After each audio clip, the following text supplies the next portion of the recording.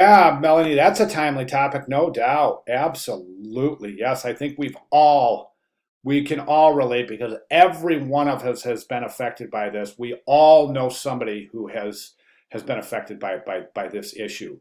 So I'm seeing that you would like to create your infographic on the subject of opioid epidemic. Okay, that's not enough though, Melanie. What do we want to do? So we need two things, and if you've looked through this form, you'll see I'm really concentrating on two things in these preliminary stages, setup stages of the infographic. And those two things are clearly defining a target. I'm sorry, a call to action, and clearly defining that target audience.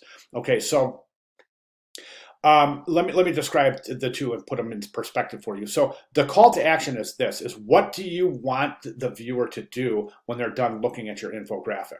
Okay, and as I've been saying, is that informing is not enough. You really want to drive some sort of change.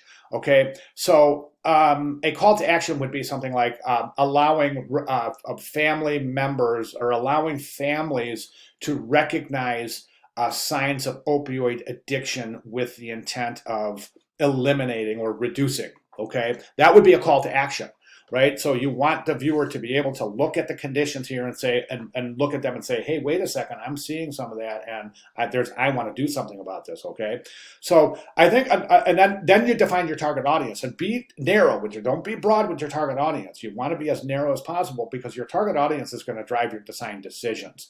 Okay, now the way I see it is this: is there's a lot of things you could do here. Okay, and informing is not enough. I think one of the most important and interesting things that you can add to your statistics here and your presentation is how do people become addicted to opioids, right? And now I've lost a very close, actually a relative, and he had become addicted to opioids because he was. The story went like this: he got addicted to opioids because he had a surgery. They prescribed.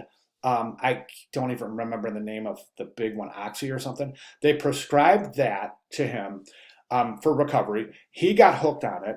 He filled all his prescriptions, his refills. When they were up, he went to the black market. He started trying to find opioids on the street. Now the progression is this, and we've all seen this, is the opioids, if they're not available on the street, people will turn to the next alternative, reasonably cost-effective alternative, which is straight up heroin.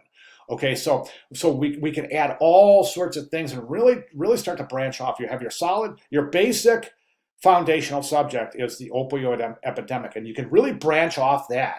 Okay, so the way I see it, Melanie, is that your call to action is to allow people to recognize signs of opioid addiction, and to perhaps intervene and eliminate or reduce the possibility of that continued use or something like that, right? And then your target audience could be, excuse me, target audience could be, parents of, I'm not even, I just want you to define your target audience. Okay, so is it family members? Is it, it could be family members of those who are addicted as a way to recognize their addiction. So really try to work out. That's what I want you to do for Sunday submissions. I want you to work out to the minutia your mission, your call to action.